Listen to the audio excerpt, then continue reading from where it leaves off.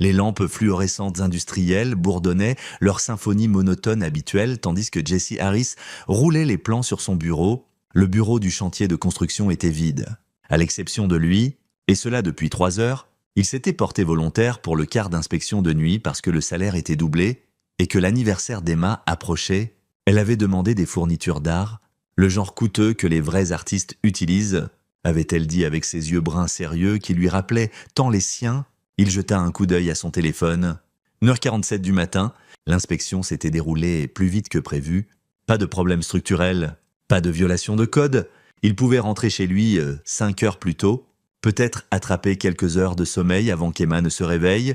Elle se faufilait toujours dans leur chambre à 6h30 les samedis matins, murmurant « Papa !» jusqu'à ce qu'il feigne de se réveiller avec une surprise exagérée. Jesse verrouilla le bureau et marcha jusqu'à son camion, son souffle visible dans l'air glacial. Les hivers du Minnesota étaient brutaux, mais il avait grandi avec eux.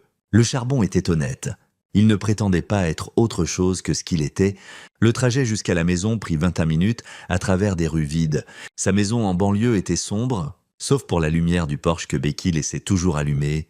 Il était marié à Becky Malone, maintenant Becky Harris, depuis 9 ans. Ils s'étaient rencontrés lors d'une collecte de fonds pour un collège communautaire où elle faisait du bénévolat, ses cheveux auburn captant la lumière, tandis qu'elle riait à quelque chose que son ami avait dit. Elle avait été gentille alors, ou peut-être voulait-il simplement voir de la gentillesse. Jesse s'engagea dans l'allée et coupa le moteur. Quelque chose clochait.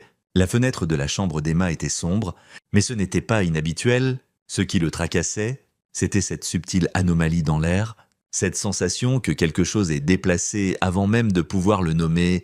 Il entra dans la maison en silence, ne voulant réveiller personne. Le salon était vide, éclairé seulement par la lueur tamisée d'une lampe de table que Becky laissait allumée quand elle sortait. Il monta les escaliers et ouvrit doucement la porte d'Emma. Le lit était vide. Le pouls de Jesse s'accéléra. Il vérifia la salle de bain, puis leur chambre. Becky était là, étalée sur leur lit, encore entièrement vêtue, son téléphone serré dans une main. Il secoua son épaule. « Becky, où est Emma ?» Elle remua, plissant les yeux vers lui avec un regard flou. « Jesse, qu'est-ce que tu fais à la maison ?» Ses mots étaient légèrement pâteux. Avait-elle bu ? Où est Emma ? Elle est chez papa. Larry l'a emmenée là-bas vers 20h. Becky bâilla et se tourna. Il a dit qu'elle avait besoin d'apprendre la discipline. « Retourne te coucher !» Une glace envahit les veines de Jesse. Stuart Malone vivait à 15 minutes de là, dans une maison trop grande pour une personne et remplie de meubles antiques que les enfants n'avaient pas le droit de toucher. Emma détestait y aller. Pourquoi est-elle là à 2h du matin ? Je ne sais pas, Jesse. Demande à Larry. Il a dit que c'était important. Les yeux de Becky se fermèrent déjà. Jesse resta là 3 secondes, faisant des calculs. Quelque chose n'allait pas. Emma avait 7 ans. Elle devrait être dans son lit, pas chez son grand-père au milieu de la nuit. Il était de retour dans son camion avant que Becky puisse poser une autre question. Les rues étaient vides tandis que Jesse roulait, ses jointures blanches sur le volant. La maison de Stuart se dressait au bout d'un cul-de-sac, un monument colonial à l'argent ancien et aux rancunes encore plus anciennes. Jesse n'avait jamais aimé son beau-père, et le sentiment était réciproque. Stuart avait clairement fait comprendre dès le début que sa fille avait épousé en dessous de sa condition Jesse, le directeur de construction, avec des mains calleuses et une éducation dans une école d'État, n'était pas assez bien pour lui seul. En tournant dans la rue, ses phares balayèrent quelque chose qui fit arrêter son cœur. Emma, elle se tenait sur la pelouse devant la maison, une petite silhouette en pyjama rose, tenant un morceau de carton au-dessus de sa tête. Ses pieds étaient nus sur l'herbe couverte de neige. Jesse gara le camion en catastrophe et courut. Il traversa la pelouse en quelques secondes, soulevant Emma dans ses bras. Elle tremblait violemment, sa peau glacée, ses lèvres d'un bleu terrifiant. Il arracha sa veste et l'enroula autour d'elle, la serrant contre sa poitrine. « Ah bah !» murmura-t-elle, sa voix à peine audible. « N'entre pas !» Jesse regarda le carton qui était tombé au sol, des lettres majuscules écrites au marqueur noir. « Je suis une menteuse. Bébé, que s'est-il passé ? Pourquoi es-tu dehors ?» Il se dirigeait déjà vers la maison, Emma serrée contre lui. « Oncle Larry a dit que les menteurs ne méritent pas de chaleur, » dit Emma, ses dents claquant. « Il a dit que je devais tenir le panneau jusqu'à ce que je dise la vérité. »« Mais papa, j'ai dit la vérité. Je le jure. Depuis combien de temps es-tu dehors ? » « Je ne sais pas. C'était après l'heure du coucher de grand-père. » Oncle Larry est venu vérifier 2 fois. Il a dit que si j'entrais, tu ne me reverrais jamais. Une rage blanche, chaude et pure, envahit le corps de Jesse. Il porta Emma au camion, alluma le moteur et le chauffage, et l'enroula dans toutes les couvertures qu'il gardait sur la banquette arrière. « Reste ici, ma petite, verrouille les portes, je reviens tout de suite. Papa, s'il te plaît. » Mais Emma. Il attendit d'entendre les verrous cliquer, puis se tourna vers la maison. Par la fenêtre de devant, il voyait des lumières allumées dans le salon, des silhouettes en mouvement, le son de rire. Jesse essaya la porte. Déverrouillée, il entra. La maison sentait le cigare et le bourbon. Jesse traversa le vestibule, passant devant des photos de famille qui ne l'avaient jamais inclus. Vers le son des voix, ses bottes laissaient des traces humides sur le parquet. Tu aurais dû voir sa tête quand je lui ai dit qu'elle gèlerait si elle n'avouait pas. La voix de Larry Malone, le frère aîné de Becky, un avocat d'entreprise qui portait des costumes coûtant plus cher que les paiements du camion de Jesse. Jesse l'avait toléré pour Becky, enduré des dîners familiaux où Larry faisait des blagues sur le travail ouvrier et le labeur manuel. Jesse atteignit la porte du salon et s'arrêta. La scène devant lui se cristallisa en une clarté accablante parfaite. Sa femme, Becky, était sur le canapé, sa tête sur l'épaule de Mark Warren. Mark, qui avait été le partenaire d'affaires de Jesse 5 ans plus tôt, avant que Jesse ne découvre qu'il détournait de l'argent de leurs clients. Mark, qui avait disparu après que Jesse eut menacé d'impliquer la police. Mark, dont la main était maintenant sur la cuisse de Becky. Larry était assis dans le fauteuil en cuir de Stuart, un verre de bourbon à la main, sa cravate desserrée. Stuart lui-même se tenait près de la cheminée, paraissant plus vieux que ses 62 ans. Mais ses yeux étaient vifs et sans remords. « Cette gamine a une grande bouche », disait Mark. « Essayez de dire à Jessie qu'elle nous a vus ensemble la semaine dernière. Bonne idée de l'appeler une menteuse. Becky. Elle a 7 ans, dit Becky. Ces mots pâteux, elle ne sait pas ce qu'elle a vu. Elle en savait assez, dit Larry. C'est pourquoi j'ai veillé à ce qu'elle comprenne qu'il y a des conséquences pour mentir. Il rit. Ou dans ce cas, pour dire la vérité, Jessie se tenait dans l'embrasure de la porte, regardant sa femme se pencher contre un autre homme, regardant son frère rire d'avoir torturé une enfant de 7 ans, regardant son père ne rien faire. La trahison était complète. Stuart le vit en premier, le visage du vieil homme pâlit. Jessie. Tout le monde se tourna. Becky se leva précipitamment du canapé, le visage rougi. Jessie. Qu'est-ce que tu es censé être au travail? Mark Warren se leva lentement, un sourire narquois sur le visage. Tiens. L'ouvrier rentre tôt. Larry posa son verre, son expression passant de la surprise au calcul. Ce n'est pas ce que ça a l'air. Jessie les regarda tour à tour. Sa voix, quand il parla, était calme. Ma fille était dehors par 7 degrés étau, pieds nus pendant des heures, parce qu'elle a essayé de me dire la vérité sur vous. Il regarda Becky. Sur vous tous? Jessie. Je peux expliquer, commença Becky. Depuis combien de temps? Silence. Depuis combien de temps? Mark répondit, ce sourire toujours en place. Environ 6 mois. Et avant que tu ne te mettes sur tes grands chevaux, c'est elle qui est venue à moi. Elle a dit qu'elle avait fait une erreur en épousant un type qui travaille de ses mains et s'en l'assure. Larry se leva. Écoute, Jessie, on peut discuter de ça comme des adultes. Jessie bougea avant que son esprit conscient n'enregistre la décision. Il traversa la pièce en 3 enjambées et son poing heurta la mâchoire de Larry. En voyant l'avocat s'étaler en arrière par-dessus le fauteuil, Larry heurta le sol durement. Du sang coulant de son nez, « Tu as mis ma fille dans la neige ?» La voix de Jessie était un rugissement maintenant. Une enfant de 7 ans, Mark s'avança vers lui, mais Jessie fut plus rapide. Des années de travail en construction l'avaient rendu fort. Et la colère le rendait inarrêtable. Il attrapa Mark par sa chemise coûteuse et le plaqua contre le mur. « Et toi, espèce de ordure, tu m'as volé. Tu as disparu ? Et tu reviens pour voler ma femme. » La voix de Stuart coupa à travers le chaos. « Ça suffit, Jessie. J'appelle la police. »« Fais-le, » grogna Jessie. « Appelle-les. Laisse-les voir ce que vous avez fait à Emma. Laisse-les entendre comment tu as laissé ton fils torturer ta petite fille pour couvrir l'affaire de ta fille. » Becky pleurait maintenant, son mascara coulant sur son visage. « Jessie, s'il te plaît, on peut arranger ça. » Jessie relâcha Mark, qui s'affaissa contre le mur. Il regarda Becky et quelque chose dans sa poitrine se brisa net, comme un os qui se casse. « Arranger ça? Tu les as laissés punir Emma? Tu savais qu'elle disait la vérité et tu l'as appelée une menteuse. Tu as laissé ton frère mettre notre fille dehors dans le froid glacial. Je ne savais pas qu'il... Je pensais qu'il allait juste lui parler. Tu ne savais pas parce que tu t'en fichais. La voix de Jessie était froide maintenant, la rage se cristallisant en quelque chose de plus dur, de plus dangereux. Aucun de vous ne s'en souciait. Il se tourna et marcha vers la porte. « Où vas-tu » demanda Stuart.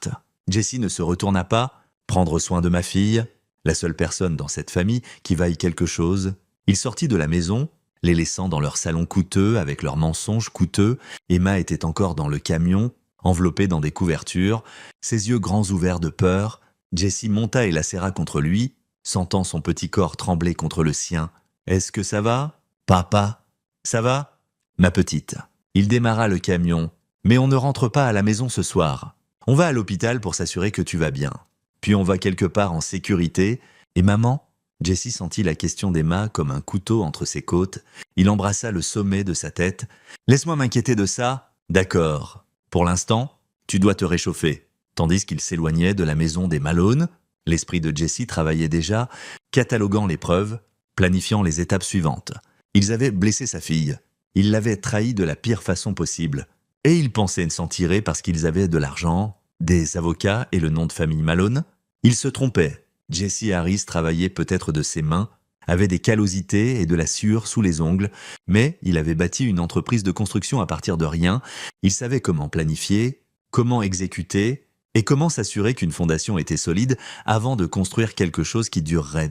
Cette fois, il allait construire quelque chose de différent. Il allait construire leur destruction, pièce par pièce, jusqu'à ce que tout ce qu'il valorisait s'effondre en poussière. Le médecin des urgences confirma ce que Jessie savait déjà. Emma irait bien physiquement, hypothermie légère. Mais sa température corporelle remontait régulièrement. Il voulait la garder en observation, ce qui convenait parfaitement à Jessie. Cela lui donnait du temps pour réfléchir, planifier et passer des appels. Le premier appel fut à son avocat, Austin Riley, un jeune avocat tenace qui l'avait aidé avec ses contrats d'affaires et était devenu un ami. Austin répondit à la 3e sonnerie. Sa voix ensommeillée. « Jessie, il est 4 heures du matin. J'ai besoin que tu me rejoignes au County General maintenant et apporte un enregistreur. » La voix d'Austin s'aiguisa. « Que s'est-il passé ? Je demande la garde d'urgence et le divorce. J'ai un témoin qui a 7 ans et qui a une hypothermie légère pour avoir été laissé dehors, comme punition pour avoir dit la vérité. J'ai besoin que tout soit documenté. J'arrive dans 20 minutes. » Le deuxième appel fut à Glenn Weiss, un détective privé avec qui Jessie avait travaillé sur une affaire de fraude en construction 2 ans plus tôt. Glenn était un ancien du FBI, méthodique et impitoyable quand il s'agissait de trouver la vérité. « Glenn, c'est Jessie Harris ? J'ai besoin de toi pour un boulot. Surveillance complète, vérification de fonds, dossier financier, tout ce que tu peux trouver sur 4 personnes. » Il énuméra les noms. Becky Harris, Mark Warren, Larry Malone, Stuart Malone. J'ai besoin de preuves d'une liaison, d'irrégularité financière, tout ce qui peut être utilisé au tribunal ou ailleurs. L'argent n'est pas un problème. Dans combien de temps ? Here, donne-moi 1 semaine, je trouverai ce dont tu as besoin. Le 3e appel fut le plus dur. Jessie composa le numéro de son frère aîné, Dominic Glass. Techniquement son demi-frère, il partageait un père qui était parti quand Jessie avait 3 ans, qui vivait à Chicago et dirigeait une entreprise de construction 2 fois plus grande que celle de Jessie. Ils n'étaient pas proches, mais le sang comptait quand c'était important. « Dom, c'est Jessie. Jessie, qu'est-ce qui ne va pas ?» Jessie expliqua en phrases courtes. Dominique écouta sans interrompre, puis sa voix traversa la ligne, dure comme l'acier. « Tu as besoin d'argent ? D'aide légale ? Quoi ? J'ai besoin qu'Emma soit quelque part en sécurité pendant que je gère ça. Becky a de l'argent familial et des avocats. J'ai besoin d'agir vite et de savoir qu'Emma est à protéger. Envoie-la-moi. Mélissa voulait rencontrer sa nièce de toute façon. On la gardera en sécurité, on l'inscrira à l'école ici si nécessaire. Et Jessie, quoi que tu aies besoin pour enterrer ces gens, appelle-moi. » Au moment où Austin arriva, Jessie avait passé 2 autres appels et un plan se formait. Il n'était pas complet, mais les fondations étaient là. Austin regarda Emma dormant dans le lit d'hôpital, le dossier médical documentant son état, et sa mâchoire se serra. Ils l'ont vraiment mise dehors pendant des heures. Son oncle l'a menacée, a dit que si elle entrait, elle ne me reverrait jamais. La plume d'Austin glissa sur son bloc-notes en traits rapides et furieux. On obtient une ordonnance de restriction aujourd'hui, audience de garde d'urgence lundi. Et Jessie, on va les détruire. dit Jessie calmement, regardant sa fille. Moi, toi, assure-toi juste que c'est assez légal pour que je garde Emma. Austin l'étudia un moment. Qu'est-ce que tu planifies? Rien qui te concerne? En tant que mon avocat, tu es mieux sans savoir? Jessie. Austin, ils ont mis ma fille de 7 ans dans la neige, pieds nus, au milieu de la nuit. Ils ont torturé une enfant pour couvrir une liaison. Tu veux vraiment savoir ce que je planifie? Austin referma son bloc-notes. Non, je suppose que non. Mais quoi que ce soit, assure-toi que ça ne puisse pas être retracé jusqu'à toi. C'est le plan. Au cours des 3 jours suivants, Jessie agit avec la précision qu'il utilisait sur ses projets de construction. Emma partit à Chicago avec Dominique et sa femme Melissa, excitée par des vacances, pour rencontrer sa tante, son oncle et ses cousins. Jessie lui dit que c'était temporaire, juste jusqu'à ce que des affaires d'adultes soient réglées. Elle l'avait serré fort à l'aéroport et murmurait « Je t'aime, papa, je suis désolée d'avoir dit « N'excuse jamais de dire la vérité », avait dit Jessie, la serrant contre lui. « Jamais. Tu as fait ce qu'il fallait et je suis fier de toi. » L'audience de garde d'urgence était prévue pour lundi. Austin déposa les documents documentant l'hypothermie d'Emma, les dossiers hospitaliers et la déclaration assermentée de Jessie sur le fait de l'avoir trouvée dehors. Il déposa aussi pour le divorce et une ordonnance de restriction contre Becky, Larry et Stuart. La réponse de Becky arriva par son avocat dimanche soir, une contre-poursuite affirmant que Jessie avait agressé Larry et Mark, demandant la garde complète d'Emma et alléguant que Jessie était un père inapte qui travaillait des heures excessives et négligeait son enfant. Jessie lut les documents dans sa maison vide et sourit. Il pensait pouvoir le déjouer avec des avocats et de l'argent. Il ne comprenait pas qu'il ne prévoyait pas de les combattre au tribunal. Du moins pas seulement au tribunal. Le tribunal n'était que la bataille visible. La vraie guerre se déroulerait dans l'ombre, où Jessie avait passé les 3 derniers jours à poser les bases. Glenn Weiss appela dimanche soir. « J'ai des résultats préliminaires. Tu veux les mauvaises nouvelles ou les pires ?» Tout.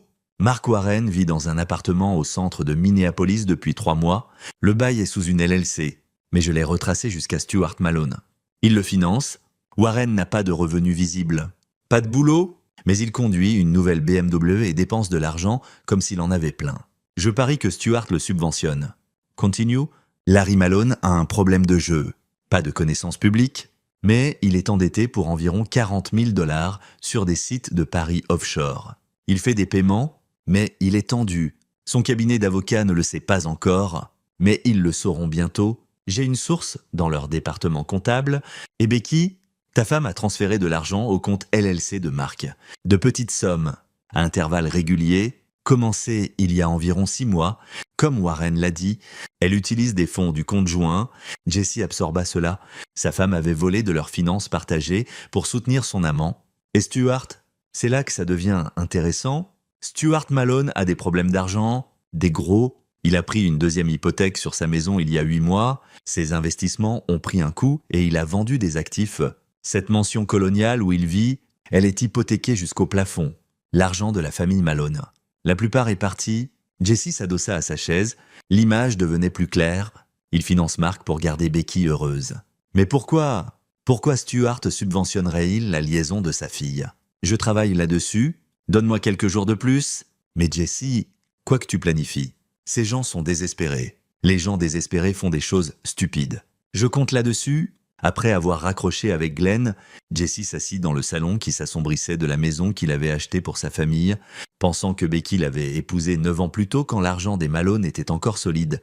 Elle avait semblé assez contente, même heureuse parfois. Qu'est-ce qui avait changé? Son téléphone vibra, un texto d'un numéro inconnu. On doit parler. Rencontre-moi au Rosedale Coffee demain. Desire. Viens seul. Jay. Jessie fixa le message. Jay. Le seul Jay auquel il pouvait penser était Jenny Harvey, la sœur cadette de Becky. Il répondit. Comment as-tu mon numéro? Ton avocat l'a donné à la secrétaire d'Austin. Je lui ai dit que j'étais de la famille. S'il te plaît. Jessie, il y a des choses que tu dois savoir sur ce qui se passe. Des choses qu'Emma ne sait pas. Des choses que personne ne sait. Jessie réfléchit. Jenny avait toujours été différente du reste des Malone. Plus calme. Moins impressionnée par l'argent et le statut. Elle travaillait comme infirmière et vivait dans un appartement modeste, refusant les offres de Stuart de l'installer correctement aux rassemblements familiaux. Elle était généralement la seule à parler à Jessie comme à une personne plutôt qu'à un serviteur. J'y serai. Demain était lundi. L'audience de garde était à 14 heures. Il aurait le temps de rencontrer Jenny, d'évaluer si c'était un autre piège ou potentiellement une alliée, puis de se rendre au tribunal. Jessie regarda autour de la maison vide. Becky n'avait pas essayé de rentrer. Elle restait chez Stuart. Selon Austin, probablement en train de planifier une stratégie avec ses avocats, en tordant le récit pour faire de Jessie le méchant. Il pouvait être essayé, mais Jessie avait passé 9 ans à construire des choses, à apprendre à voir les faiblesses structurelles, à comprendre comment abattre quelque chose en toute sécurité et complètement. Cela ne serait pas différent. Il avait juste besoin de trouver les bons points de pression. Son téléphone sonna. Dominic. « Comment va Emma ?» demanda Jessie immédiatement. « Elle va super. Mélissa l'a emmené faire du shopping aujourd'hui. Lui a acheté des vêtements d'hiver. Elle s'adapte bien. Mais toi, quand vas-tu lui dire pour le divorce ? Quand j'aurai la garde sécurisée, je ne veux pas qu'elle s'inquiète. Jessie, je connais ce ton dans ta voix. Quoi que tu planifies, je ne planifie rien d'illégal. Je n'ai pas dit illégal. J'ai dit quoi que tu planifies. Ces gens ont blessé ton enfant. Je comprends, mais ne jette pas ta vie pour la vengeance. Je ne jette rien, dit Jessie calmement. Je reprends ce qui est à moi, ma fille, ma dignité, ma vie. Dominique resta silencieux un moment. D'accord, mais souviens-toi, Emma a besoin de son père. Ne fais rien qui pourrait t'éloigner d'elle. Après avoir raccroché, Jessie s'assit dans l'obscurité, pensant à la vengeance et à la justice, et à la fine ligne entre elles. Il n'était pas intéressé par la vengeance pour elle-même. Il était intéressé par le fait de s'assurer que les gens qui avaient blessé Emma affrontent des conséquences, de vraies conséquences. Pas juste une tape sur les doigts du tribunal familial, et si ces conséquences les détruisaient au passage. Eh bien, c'était juste une bonne construction. On ne pouvait pas construire quelque chose de nouveau sans démolir ce qui était irrécupérable. Rosedale Coffee était un petit café dans un centre commercial. Le genre d'endroit qui servait du vrai café au lieu de dessert déguisé en boisson. Jessie arriva 10 minutes en avance et prit une table au fond où il pouvait voir l'entrée. Jenny Harvey arriva exactement à 10 heures. Paraissant nerveuse, elle avait 31 ans, 3 ans de moins que Becky, avec des cheveux plus foncés et les traits italiens de leur mère plutôt que les Irlandais de Stuart. Elle portait une tenue médicale sous son manteau, probablement venant ou allant à un quart à l'hôpital. Elle s'assit en face de lui. « Merci d'être venu. Tu as dit qu'il y a des choses que je dois savoir ?» Jenny regarda ses mains. « J'aurais dû te le dire avant. Je voulais, mais j'avais peur. Peur de papa, peur de Larry, peur d'être coupée de la famille. Mais après ce qui est arrivé à Emma, elle leva les yeux et ils étaient brillants de larmes non versées. « Je suis tellement désolée, Jessie. J'aurais dû la protéger. Qu'est-ce que tu sais, Jenny ?» Becky et Mark m'ont commencé la liaison il y a environ 8 mois. Je l'ai découvert par accident. Je les ai vus ensemble dans un restaurant quand Becky t'avait dit qu'elle était à une conférence de travail. Je l'ai confrontée et elle m'a tout raconté. Elle a dit qu'elle avait fait une erreur en t'épousant, qu'elle voulait plus de la vie que d'être la femme d'un directeur de construction. Jessie garda un visage neutre. « Continue. Papa savait. Il l'encourageait même. En fait, Mark est revenu dans le tableau l'année dernière. Il a contacté Becky, a dit qu'il avait fait fortune et voulait se racheter. Papa a vu une opportunité. Quel genre d'opportunité ? Jenny inspira. Papa est ruiné, Jessie. Complètement ruiné. Il vit sur crédit et argent emprunté depuis 2 ans. Les factures médicales de maman avant sa mort ont effacé la plupart de leurs économies. Et papa a fait de mauvais investissements en essayant de récupérer. Il fait face à une saisie sur la maison. Et Mark a dit à papa qu'il avait fait une fortune en crypto-monnaie. Il a offert d'aider papa avec ses problèmes financiers si papa facilitait une réconciliation avec Becky. Papa a accepté. Il pousse Becky à divorcer de toi et à épouser Mark, promettant que l'argent de Mark résoudrait tous leurs problèmes. Jessie assimila cela. Est-ce que Mark est vraiment riche ? Jenny secoua la tête. Je ne pense pas. Je crois qu'il les arnaque. Mais papa est assez désespéré pour y croire. Et Becky s'est convaincue que la vie serait meilleure avec quelqu'un qui peut lui donner le style de vie qu'elle pense mériter. Et Larry est impliqué parce que papa a promis de payer ses dettes de jeu une fois que Becky et Mark seront mariés. Il planifie ça depuis des mois. Jessie, la liaison, le divorce, tout. Emma, découvrant Becky et Mark, n'était pas dans le plan. Quand elle t'a dit ce qu'elle avait vu, ils ont paniqué. Donc, ils l'ont appelée une menteuse et l'ont torturée pour s'assurer que je ne la croirais pas. Jenny hocha la tête, des larmes coulant sur son visage. Je ne savais pas pour cette partie. Je le jure, je ne savais pas que Larry ferait ça. Quand j'ai entendu pour Emma à l'hôpital, j'ai voulu le tuer moi-même. Jessie étudia le visage de Jenny. cherchant la tromperie. Il ne vit que de la culpabilité et une détresse genuine. Pourquoi me dis-tu ça maintenant? Parce qu'Emma mérite mieux, parce que tu mérites de savoir la vérité. Et parce que elle hésita, parce que je peux t'aider, j'ai accès à la maison de papa. Je sais où il garde ses dossiers financiers, ses mots de passe d'ordinateur, tout. Si tu as besoin de preuves pour l'affaire de garde ou le divorce, je peux les obtenir. Pourquoi trahirais-tu ta famille comme ça? Le rire de Jenny fut amer. Les trahir. Jesse, ils ne sont plus ma famille. Ce sont des étrangers qui se soucient plus de l'argent et du statut que de la sécurité d'une fille de 7 ans. La vraie famille ne fait pas ce qu'ils ont fait. Jesse prit une décision. Je rencontre mon avocat après ça. Peux-tu venir avec moi? Si tu es sérieuse pour aider, j'ai besoin que tu fasses une déclaration officielle. Je le ferai. Et Jesse, quoi que tu planifies de leur faire, je ne m'interposerai pas. Ils méritent ce qui arrive.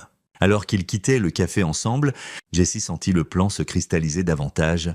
Il avait des alliés maintenant, Austin, Glenn, Dominic. Et Jenny, il avait des informations, il avait de la motivation. Ce dont il avait besoin ensuite, c'était le piège parfait. L'audience de garde d'urgence se passa mieux que Jesse ne l'avait espéré.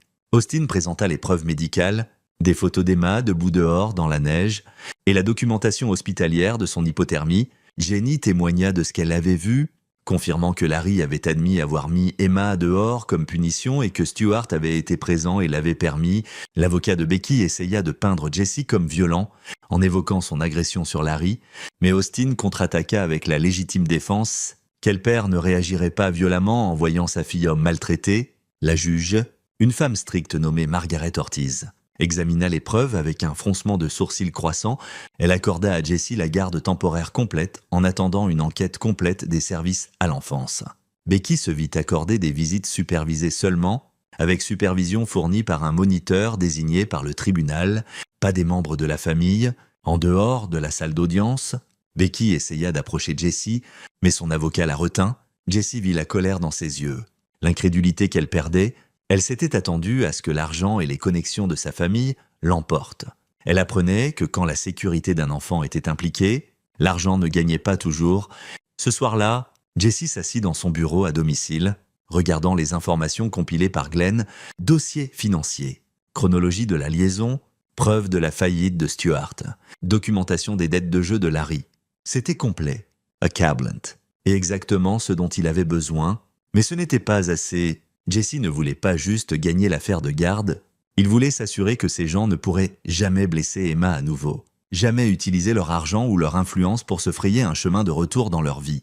Il prit son téléphone et appela Glenn. « J'ai besoin que tu creuses plus profondément sur Mark Warren. Chaque arnaque qu'il a menée, chaque personne qu'il a escroquée, tout. S'il prévoit d'arnaquer Stuart et Becky, je veux des preuves et je veux savoir quand ça va arriver. Tu veux le laisser les arnaquer? Je veux l'aider à les arnaquer. Puis, je veux m'assurer que tout le monde sache exactement ce qui s'est passé. » Glenn resta silencieux un moment. « C'est froid. Jesse, ils ont mis ma fille dans la neige. Le froid est ce qu'ils ont gagné. » La phase suivante du plan de Jesse commença à prendre forme. Il laisserait le schéma de Mark et Stuart se dérouler, peut-être même l'accélérer. Il s'assurerait que quand il s'effondrerait, il les emporte tous financièrement, socialement, légalement, et il s'assurerait qu'Emma soit en sécurité loin quand l'explosion se produirait. Mais d'abord, il avait besoin de savoir exactement ce que Mark planifiait. Et pour ça, il avait besoin de quelqu'un à l'intérieur. Il prit son téléphone et appela Jenny. « À quel point es-tu bonne pour jouer un rôle?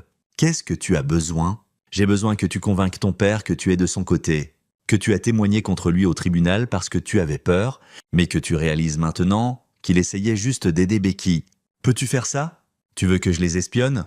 Je veux que tu découvres exactement ce que Mark planifie. Stuart pense que Mark est riche, mais nous savons tous les deux qu'il mène probablement une arnaque. J'ai besoin de savoir quel genre d'arnaque, quand ça arrive, et combien d'argent est impliqué. Peux-tu faire ça? » Jenny resta silencieuse un long moment. « Oui, je peux faire ça. Mais Jesse, quand ce sera fini? Je ne veux plus rien avoir à faire avec eux. Quand ce sera fini, tu n'auras pas à... » Jesse raccrocha et regarda le tableau qu'il avait créé sur le mur de son bureau. Photos, Chronologia, Connections. Ça ressemblait à quelque chose d'un thriller policier. Mais c'était juste une bonne planification, gestion de projets de construction appliqués à la destruction au lieu de la construction. Il avait passé sa carrière à apprendre comment construire des choses qui durent. Maintenant, Il allait construire un piège si parfait que quand il se refermerait, les Malone et Mark Warren ne perdraient pas seulement, ils seraient détruits si complètement qu'ils ne pourraient jamais se relever. Et le meilleur, ils allaient le construire eux-mêmes, pièce par pièce, en pensant qu'ils construisaient leur propre salut. Jesse Harris travaillait peut-être de ses mains, mais son esprit était assez aiguisé pour voir 3 coups à l'avance. Et là, il pouvait voir jusqu'à l'échec et mat. 2 semaines passèrent. Emma resta à Chicago avec Dominique. S'épanouissant dans sa nouvelle école et se faisant des amis, Jesse l'appelait tous les soirs, et chaque fois qu'il l'entendait rire, sa résolution se durcissait. Elle méritait mieux que ce que les Malone lui avaient donné. Elle méritait la sécurité, la stabilité, et un père qui la protégerait quel qu'en soit le coup. Jenny joua son rôle parfaitement. Elle s'excusa auprès de Stuart, prétendant avoir paniqué à l'audience de garde. Stuart, désespéré pour l'unité familiale et quelqu'un pour aider à gérer sa situation financière de plus en plus compliquée, l'accepta de retour. En quelques jours, elle assistait à des réunions familiales où Mark présentait ses opportunités d'investissement. Il mène un schéma Ponzi classique, rapporta Jenny lors d'une de leurs réunions clandestines avec Jesse dans un dîner en dehors de la ville. Il a convaincu papa que s'il investit ce qui reste de son argent plus quelques prêts supplémentaires, Mark peut le tripler en 6 mois via une venture en crypto-monnaie. Papa y croit parce qu'il est désespéré. Combien Stuart prévoit-il d'investir? Tout. Il a déjà liquidé son portefeuille d'actions et pris une 3e hypothèque.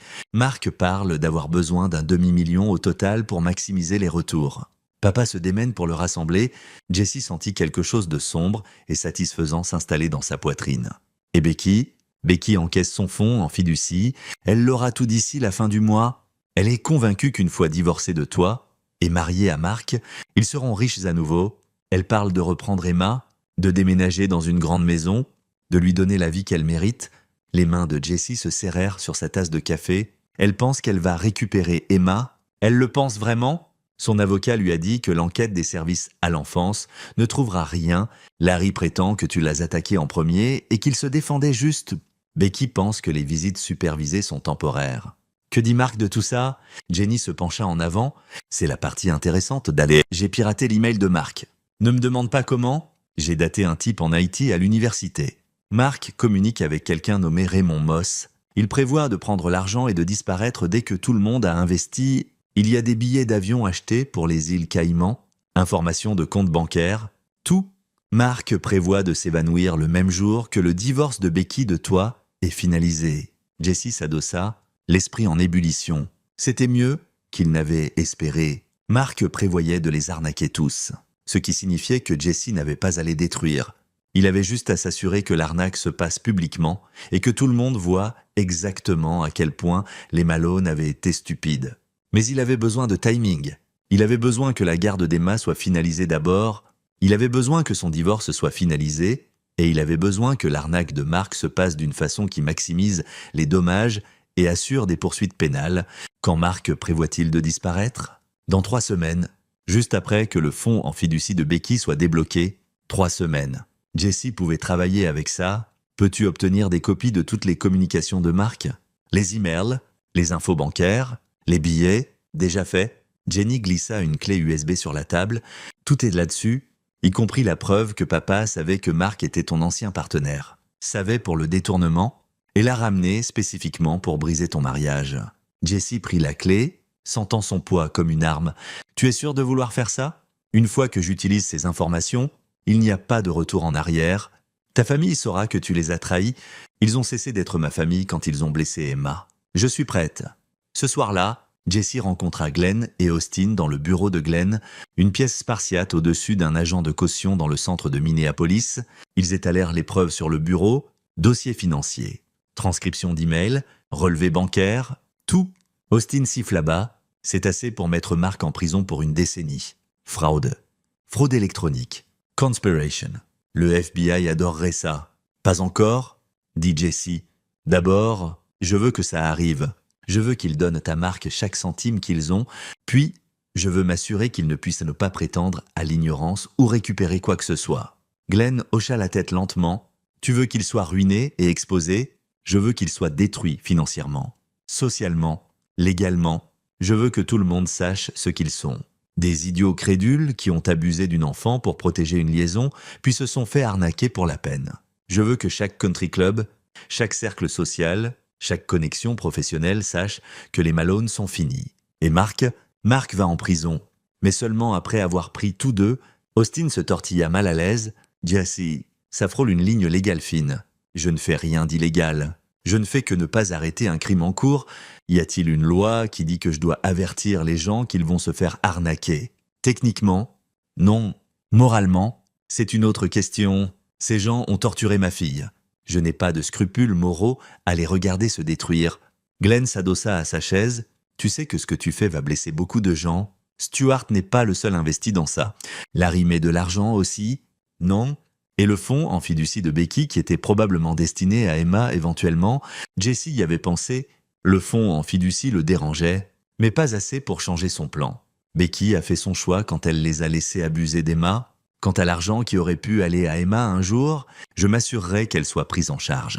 Je n'ai pas besoin de l'argent des Malone pour ça. D'accord, dit Glenn.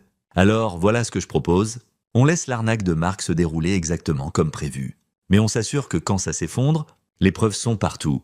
Medias, police, autorité régulatrice. On en fait une histoire assez grande pour qu'il n'y ait pas moyen de l'étouffer. Les Malone deviennent un compte moral. Et en attendant, tu finalises ta garde d'Emma et ton divorce de Becky.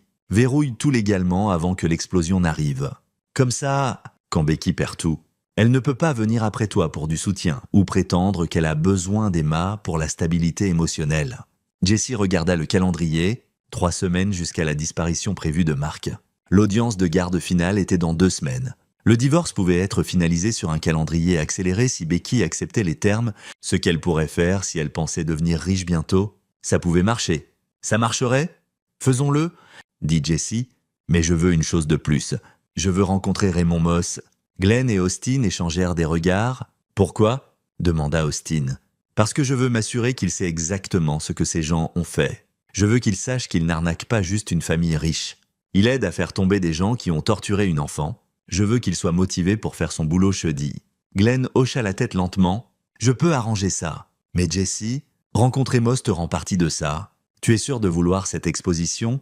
Je suis déjà partie de ça. Je m'assure juste que ça arrive comme il faut. 2 jours plus tard, Jesse s'assit dans un bar à Sainte. Paul en face de Raymond Moss, un homme maigre dans la quarantaine avec des yeux vifs et l'air de quelqu'un qui avait passé sa vie à lire les gens, le partenaire en crime de Mark, l'homme qui avait aidé à planifier l'arnaque. Vous êtes l'ex-mari?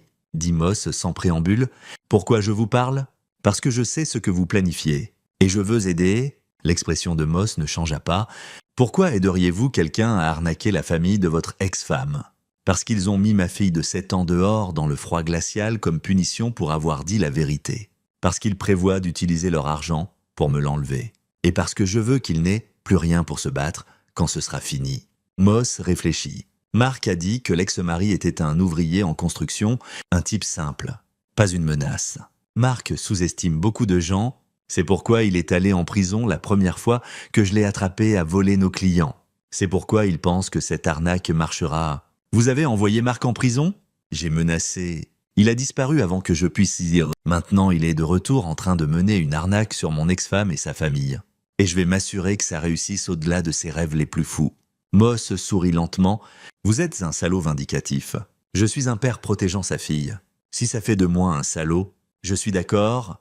Ils parlèrent pendant 1 heure. Jesse montra à Moss la preuve de ce que les Malone avaient fait à Emma, les dossiers hospitaliers, les photos, le témoignage d'Emma. Il expliqua toute la situation, la liaison, la couverture, l'abus. À la fin, l'expression de Moss s'était durcie. J'ai arnaqué beaucoup de gens, dit Moss.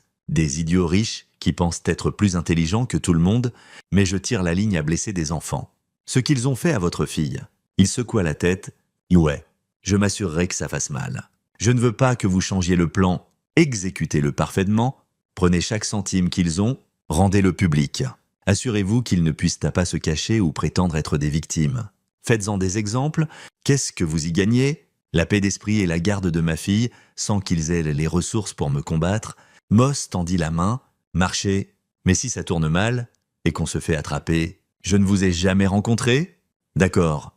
Ils se serrèrent la main, 2 hommes avec des motivations très différentes, travaillant vers le même but. Jesse quitta le bar, se sentant plus léger qu'il ne l'avait été depuis des semaines. Le piège était tendu, Tout ce qu'il avait à faire maintenant était d'attendre que les Malone marchent dedans. L'audience de garde finale eut lieu une semaine plus tard. L'enquête des services à l'enfance avait conclu que Jessie fournissait un environnement domestique stable et sûr. Les visites supervisées de Becky s'étaient de mal passées. Emma était renfermée et anxieuse autour de sa mère, et le moniteur du tribunal nota que Becky passait la plupart des visites sur son téléphone ou à se plaindre de la supervision. Les accusations d'agression de Larry contre Jessie avaient été abandonnées après que des preuves montrent que Larry avait admis à plusieurs personnes avoir mis Emma dehors dans le froid. Le procureur décida que la réaction de Jessie était justifiable vu les circonstances. La juge Ortiz accorda à Jessie la garde physique et légale complète d'Emma. Becky se vit accorder des visites supervisées limitées avec possibilité de réévaluation dans 6 mois en attendant la complétion de cours de parentalité et une évaluation psychologique. Le visage de Becky blanchit quand le jugement fut lu. Elle se leva abruptement. « C'est faux, il la monte contre moi. Je suis sa mère. »« Madame Harris, » dit la juge Ortiz froidement, « vous avez permis que votre fille soit placée dehors dans des conditions météorologiques dangereuses. Vous avez priorisé votre liaison sur sa sécurité. Les preuves sont accablantes. Soyez reconnaissante d'avoir des visites du tout. » En dehors de la salle d'audience, Becky confronta Jessie. « Ce n'est pas fini. Quand j'épouserai Mark, j'aurai les ressources pour faire appel. Je te combattrai jusqu'à ce qu'Emma comprenne que c'est toi le problème. Pas moi. » Jessie regarda sa bientôt ex-femme et ne ressentit que de la pitié. « Bonne chance avec ça. Becky, je suis sûr que les millions de Mark résoudront tous tes problèmes. » Il s'éloigna, la laissant là, son avocat essayant de la calmer. Une semaine plus tard, le divorce fut finalisé. Becky avait accepté les termes de Jessie sans beaucoup se battre. Elle gardait la maison, il gardait la garde complète d'Emma et son entreprise. Elle semblait presque impatiente de signer, probablement parce qu'elle pensait upgrader vers une meilleure vie bientôt. Jessie déménagea dans une maison plus petite, plus proche de la nouvelle école d'Emma à Chicago. Il avait transféré ses opérations d'affaires, amenant son équipe principale avec lui. C'était un nouveau départ, et ça semblait juste. Emma s'épanouissait, elle s'était fait des amis, ses enseignants disaient qu'elle était brillante et engagée, et les cauchemars sur le fait d'être debout dans la neige devenaient moins fréquents. Jessie avait arrangé pour qu'elle voie un thérapeute pour enfants qui disait qu'Emma était résiliente, mais aurait besoin de soutien continu. « Papa ?» demanda Emma un soir, tandis que Jessie l'abordait. « Est-ce que maman va essayer de me reprendre ?» Jessie choisit ses mots avec soin. « Maman aimerait te voir plus. Mais la juge a décidé que tu es plus en sécurité vivant avec moi. Ça ne va pas changer. Ma chérie, je le promets. » Bien. Emma serra son lapin en peluche plus fort. « J'aime ici, j'aime ma nouvelle école, et j'aime que je n'ai pas à voir oncle Larry ou grand-père Stuart anymore. Tu n'as jamais à les voir à nouveau si tu ne veux pas. Je ne veux pas. Alors tu ne le feras pas. » Après qu'Emma se soit endormie, Jessie alla dans son bureau à domicile et vérifia son téléphone. « Un texto de Jenny. Ça arrive demain ?» Papa signe les papiers d'investissement le matin. Becky transfère son fonds en fiducie demain après-midi. Mark et Raymond volent demain soir. Demain, tout ce qu'il avait planifié, tout ce qu'il avait mis en motion, atteindrait sa conclusion demain. Jessie appela Glenn. « C'est le moment. Relâche tout aux médias. Unité des crimes financiers. FBI, tout. Mais attends que Mark et Raymond soient dans l'avion. Je veux qu'ils soient attrapés à l'aéroport. Tu es sûr de ça? » Jessie. Je n'ai jamais été plus sûr de quoi que ce soit. Le matin suivant, Jessie se réveilla, prépara le petit déjeuner à Emma et la conduisit à l'école. Il l'embrassa au revoir et lui dit qu'il l'aimait. Puis, il conduisit jusqu'à un café et attendit. À 10 heures, son téléphone commença à vibrer. Alertes News. Histoire de dernière minute. Famille proéminente du Minnesota prise dans une arnaque à la crypto-monnaie de plusieurs millions. Avocat local fait face à une enquête criminelle pour lien avec fraude d'investissement. Famille d'élite sociale perd fortune à un escroc. À midi, c'était partout. L'histoire avait tout. Richesse, scandale, stupidité, crime. Les médias adoraient. Le nom Malone trendait sur les réseaux sociaux et pas de la bonne façon. Le téléphone de Jessie sonna. « Jenny, c'est le chaos, » dit-elle. Sa voix tremblante mais triomphante. Papa fait une dépression. Becky n'arrête pas de hurler. L'avocat de Larry a déjà appelé. Il est enquêté pour violation des politiques éthiques de son cabinet à cause de ses dettes de jeu. Mark et Raymond ont été arrêtés à l'aéroport en essayant d'embarquer pour un vol vers Grand Cayman. C'est fini, Jessie. Ils sont finis? Combien ont-ils perdu? Tout? La maison de papa va en saisie. Le fonds en fiducie de Becky est parti. Larry va être radié. Le FBI a saisi tous les comptes de Mark. Il s'avère que Raymond travaillait avec eux Coupant un deal, Mark va en prison pour longtemps. Jesse sentit une satisfaction froide s'installer sur lui. Bien, il y a plus. Certains voisins et amis de papa, ceux qui ont investi sur sa recommandation, parlent de le poursuivre, poursuite civile pour négligence ou fraude ou quelque chose. Papa va être en bataille légale pendant des années. Et toi? Je vais bien? J'ai documenté tout ce que je t'ai donné, assuré qu'il y ait une trace montrant que j'ai essayé d'avertir papa et qu'il m'a ignoré. Mon avocat dit que je suis clean. Tu as bien fait? Jenny, j'ai fait ce qu'il fallait. Il y a une différence? Elle posa. Comment va Emma? Elle est heureuse? Elle est en sécurité? Elle n'aura jamais à s'inquiéter d'eux à nouveau. C'est tout ce qui compte. Puis après avoir raccroché, Jesse s'assit dans le café regardant la couverture news sur sa tablette. Ils montrèrent des photos de Stuart Malone escorté de sa maison par des agents fédéraux. Ils montraient des images de Mark Warren menotté. Ils montrèrent des interviews avec des experts de financiers expliquant comment l'arnaque fonctionnait et comment les victimes auraient dû la voir venir. Les Malone étaient une blague maintenant. Un compte moral, tout ce qu'ils valorisaient, leur nom, leur statut, leur argent était parti. Jesse pensa à la vengeance et à la justice. Et s'il y avait vraiment une différence quand le résultat était le même? Il pensa à Emma en sécurité dans sa classe, apprenant et riant et étant une enfant sans peur. Il pensa au regard sur le visage de Larry quand il avait trouvé Emma dehors dans le froid, le sourire narquois sur le visage de Mark quand il avait admis la liaison, le rejet casual de Becky de la souffrance de sa fille. Ils avaient blessé son enfant. Il pensait pouvoir s'en tirer parce qu'ils avaient de l'argent et des avocats et le nom Malone.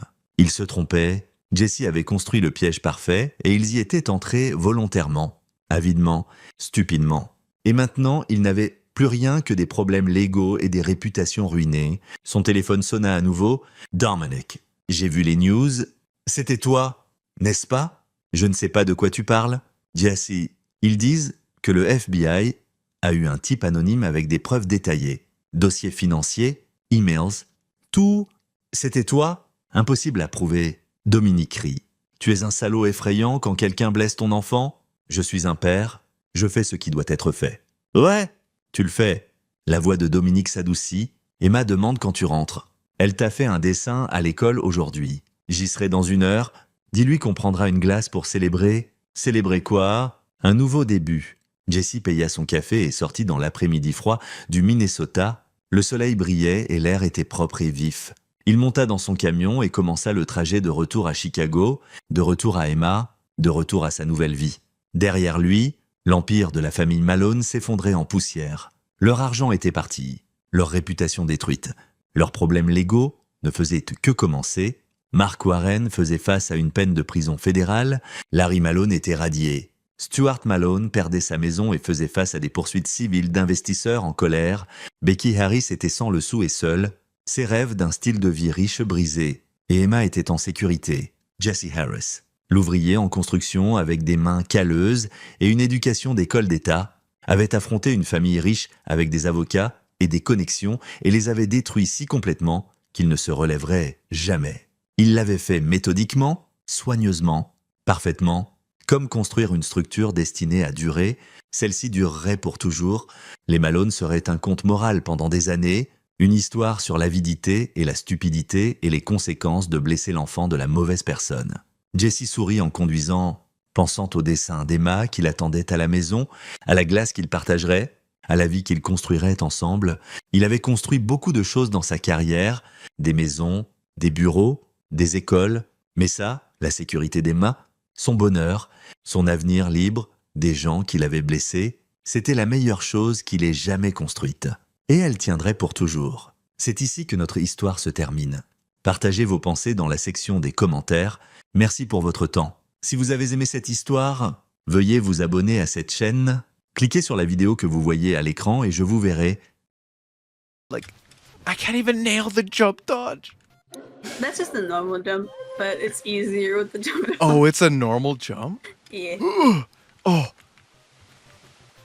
And then from there, jump to where I am. okay, And okay. then we jump to where Dragon is. Oh, And then we swoop around and jump here. oh. Shoot. Oh, Dragon, no! And then we jump here. And then here. And then here.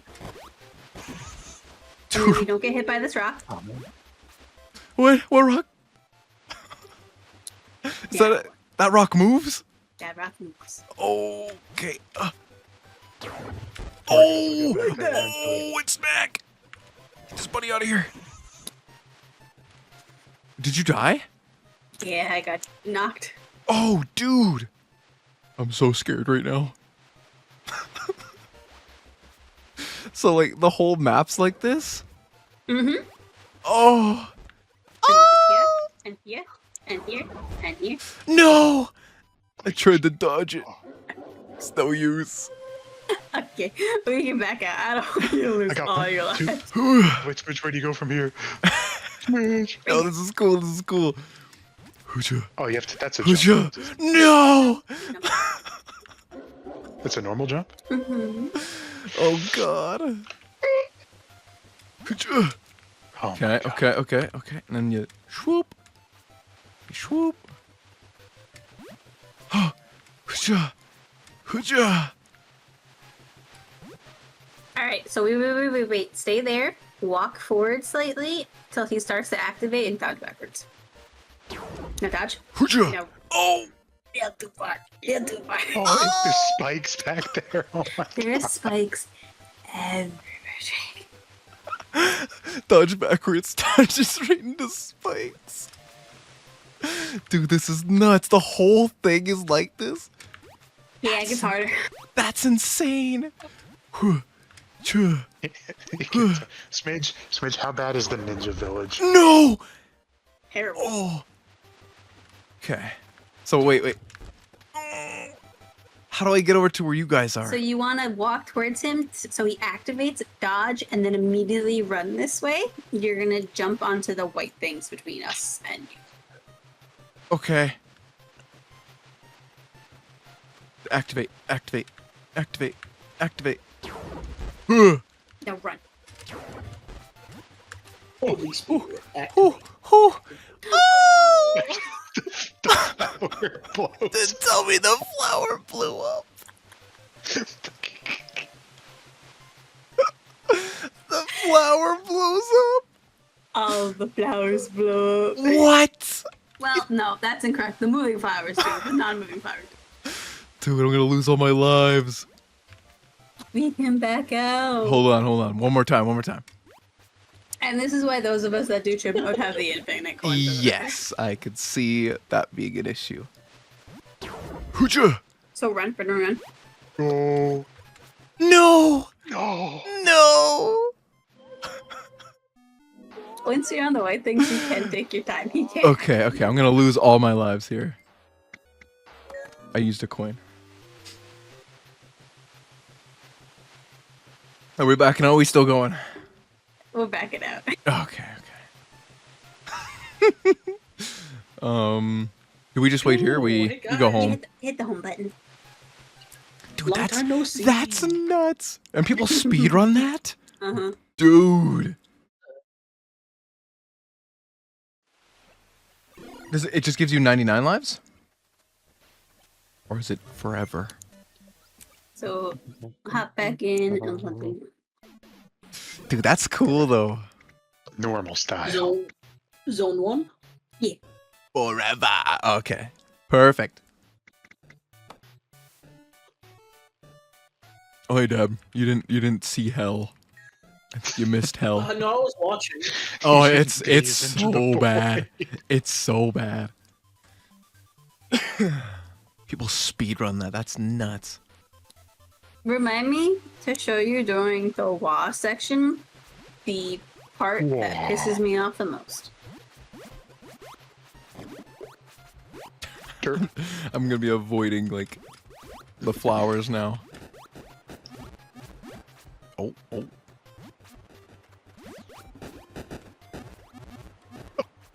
I'm gonna wait a second.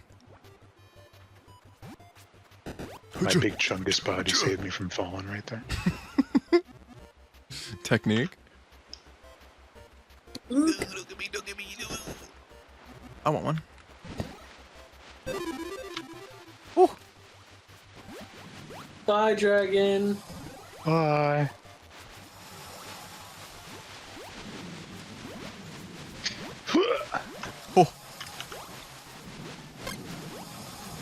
Oh, okay, gotcha. So that's you just need to hit them in general. You can't even step on their freaking backs, dude. Hooja, hooja. Oh, back here. So this one is easier with a jump dodge, but you can do it with normal. I just did not do anything. Oh, gotcha. Oh shoot! I'm in the rapids. Let me out of here. Oh, so if you dodge while in the rapids, it'll prevent you from getting knocked at all. You did all 6, dude. That's nuts. Yeah. You lived to tell the You can tale. also just walk in them. If you jump, that's when you You lived to tell the tale. go down. But I did walk. Dude, it's such a bop though. I love the theme in this. Stupid.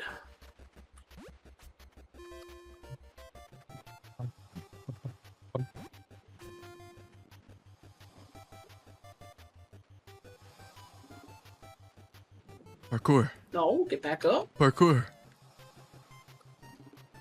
Having minor difficulties. You got this. Ah, I did it.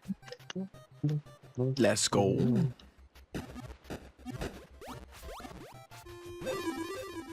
Doo-doo-doo-doo-doo. Oh. All right.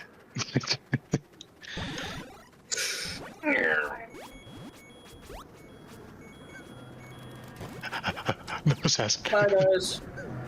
Oh, it's so scary being last in line. Oh no, brother. Oh, Oh, oh my goodness. Whew, whew. Bob and weave. Bob and weave. Whew. Go, go, go, go, go. Oh my! Oh, look out. They jumping me. Oh my god, they're just jumping me. Oh, Hold on, if I whip him, it'll stun him, right? Oh god, wait, that's not gonna work out. Oh, what? So usually you do Oh, like my one section at face. a time. Oh. Oh, you don't speedrun it? Oh. I was under the impression that the logs were like dropping behind us. Yeah, me too. But no, if it's just a chill walk, oh yeah. Alright, this next part, favorite part. We all gotta jump at the same time, and you try to land on your button. Yeah, what you're saying. Wait.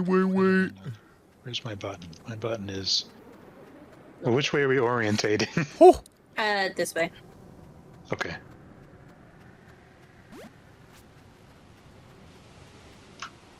All right, what's going on? What I miss? We're gonna jump off here and try to land on your button. On my button. I think I see it. 3, Oh, that's so bad. 2, 1, go. Oh, almost. I landed on mine. Alright, now stay in dead center and just Here swing. we go. You can hit them when they're out in the water. I Yeah. had no idea you could hit them. I You need can to like change go and grab your stuff and come back, but just make sure you come back to center. Okay. Whee! Holy. Woo. Wee. Wee! This is cool.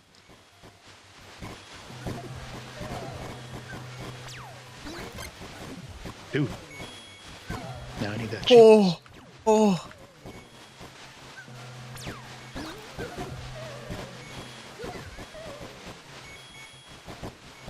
We're almost there.